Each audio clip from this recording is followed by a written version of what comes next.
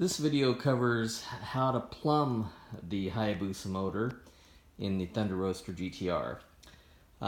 First, let's go over the oil lines. As you can see, I've got 3 oil lines coming into the front of the motor here.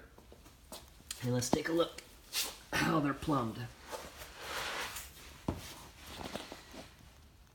So obviously there's the oil filter, and just to the left of it, you'll see an oil line right here coming out. That's a high pressure oil line coming out, which goes to the oil cooler and then returns to the oil pan into this line. So basically we're taking oil out and cooling it and putting it back into the pan. So it's just keeping the oil in the pan cool. The third oil line right here, where the oil switch is located, there's the oil switch that lets you know if the oil pressure is too low, it's going to close the circuit and your low oil pressure light will go on. This is plumbed into the main oil gallery of the engine. So the engine has 2 oil galleries. The main oil gallery at the bottom here, which runs longitudinally through the bottom of the motor, and it basically lubricates the crankshaft bearings and the rod bearings. And then there's a sub-oil gallery. The sub-oil gallery is a little higher in the motor, and it's right there. I can see I got it marked sub-gallery. That's the oil sub-gallery, which is just below the exhaust headers. And the sub-gallery lubricates and cools the pistons and feeds oil to the head. It feeds oil to the head via a hose that comes out on this end of the oil sub-gallery and goes up to the head right here.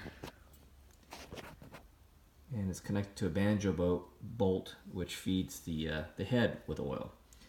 So basically you want to plumb the oil accumulator into the main oil gallery. By doing so, you're going to keep the main oil gallery pressurized in case you lose oil pressure. So again, this is coming from the oil accumulator directly into the main oil gallery. Now the thing to watch out for is there's actually a oil galley that's located about 3/100ths of an inch, or just over a 1/4 inch, inside this hole. That's why when you pull the OEM plug out, you'll notice that the OEM plug is only like 1/4 of an inch deep, even though the threaded hole is over 1/2 an inch deep. And the reason for that is if the plug is too long, it will block that oil galley, which goes to the number 4. Well, in this case, since we're using engine configuration, engine numbering, it would go to the number 1 rod bearing. So if you stick a long adapter into this hole, you're going to block that oil port, which feeds the number 1 rod bearing.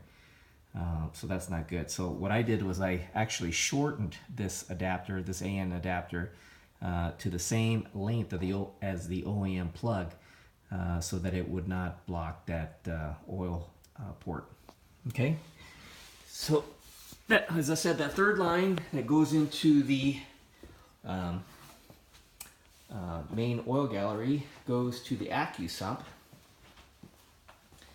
and you can see there's the 2 lines that go to the oil cooler, and then here's the third line that goes to the AccuSump.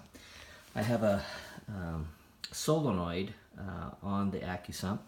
I've already started the motor. Motor runs fine, and you can see it's already accumulated about 50 pounds of pressure in the accumulator, which is what the engine had.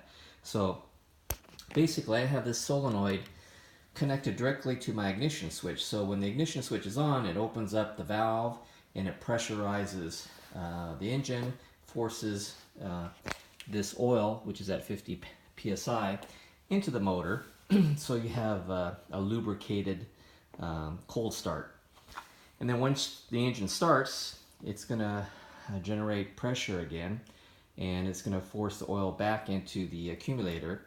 And then when you shut the engine off, it closes the solenoid valve and keeps oil in the accumulator at 50, 60 psi, whatever it was when you shut the engine off.